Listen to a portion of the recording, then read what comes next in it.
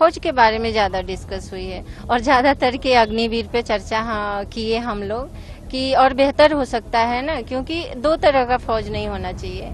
इस पे भी हम चर्चा किए और मैं जो सरकार है उनसे भी उम्मीद है कि वो शायद राहुल गांधी जी का स्पीच सुने और उस पर फॉलो करें, उस पर विचार करें। मैं सरकार से भी निवेदन करूंगी कि फौज को दो तरह का ना बांटे। अग्निवीर योजना आखिर किसके लिए लाई गई थी? शहीदों के परिवार इस स्कीम के खिलाफ हैं, देश का युवा इसके खिलाफ है।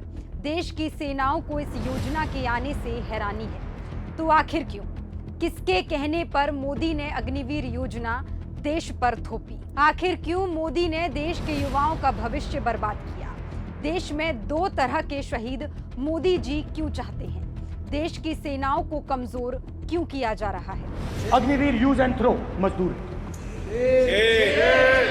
और आप उससे कहते हो, उसको आप 6 महीने की ट्रेनिंग देते हो, 6 महीने की ट्रेनिंग देते हो। दूसरी तरफ चाइना के जवान को 5 साल की ट्रेनिंग मिलती है, राइफल लेकर उसके सामने खड़ा कर देते हो, उसके दिल में भय पैदा करते हो। एक जवान और दूसरे जवान के बीच में फूट डालते हो कि एक को पेंशन मिलेगी, एक को शहीद का दर्जा मिलेगा, दूसरे को नहीं मिलेगा, और फिर अपने आप को देशभक्त कहते हो। ये कैसे देशभक्त है? राहुल गांधी और कांग्रेस हमेशा अग्निवीर योजना का विरोध करती रही है। राहुल गांधी ने हमेशा कहा कि इंडिया की सरकार बनते ही अग्निवीर योजना को खत्म किया जाएगा। अग्निवीर योजना देश के युवाओं का भविष्य बर्बाद तो कर ही रही है, साथ ही सेना को भी कमजोर कर रही है। इस बात को खुद पूर्व आर्मी चीफ मुकुंद नरवणे कह चुके हैं। नरवणे के मुताबिक अग्निपथ योजना का ऐलान थल सेना के लिए हैरान करने वाली था, लेकिन नौसेना और वायुसेना के लिए तो ये सूचना एक झटके की तरह आई। शुरुआत में अग्निवीरों के लिए पहले साल की सैलरी 20,000 रुपए प्रति माह तय की गई थी। इसमें उन्हें अलग से कोई और भुगतान देने का प्रावधान नहीं था, लेकिन इसे स्वीकार करना नामुमकिन था। ये बिल्कुल स्वीकार करने लायक नहीं था। यहाँ हम एक प्रशिक्षित सैनिक की बात कर रहे थे, उससे उम्मीद की जाती है कि वो देश के लिए अपनी जान दे दे। साफ है कि सैनिकों की तुलना दिहाड़ी मजदूर से नहीं की जा सकती। हमारी मजबूत सिफारिशों के बाद उनकी सैलरी को बढ़ाकर 30,000 रुपए प्रति माह किया गया। नरवणे के अलावा पूर्व नौसेना प्रमुख भी कह चुके हैं कि अग्निवीर हमारी युद्ध क्षमता को कमजोर कर देंगे। साथ ही अनट्रेन्ड अग्निवीर केवल संतरी ड्यूटी के योग्य हैं।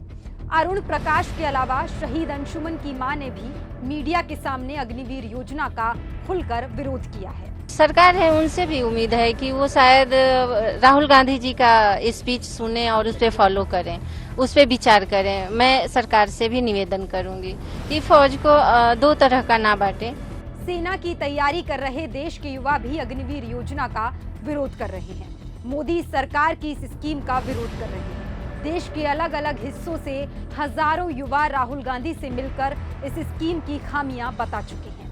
इसके बावजूद मोदी जी इस योजना को आखिर वापस क्यों नहीं ले रहे हैं, ये सबसे बड़ा सवाल है। सवाल ये भी है कि क्या मोदी किसी मित्र के कहने पर ये योजना लेकर आए हैं? क्या किसी दबाव में ये योजना सेना पर थोपी गई है? क्या किसी मित्र को लाभ पहुंचाने के लिए अग्निवीर स्कीम को बनाया गया है? ये योजना ना सेना चाहती है और ना ही सेना की तैयारी कर रहे युवा और ना ही शहीदों का परिवार। तो आखिर मोदी जी इस स्कीम को बंद क्यों नहीं करते? खैर, मोदी जी अग्निवीर योजना को बंद करें या ना करें, लेकिन राहुल गांधी खुले मंच से कह चुके हैं, इंडिया की सरकार बनते ही अग्निवीर योजना को समाप्त किया जाएगा।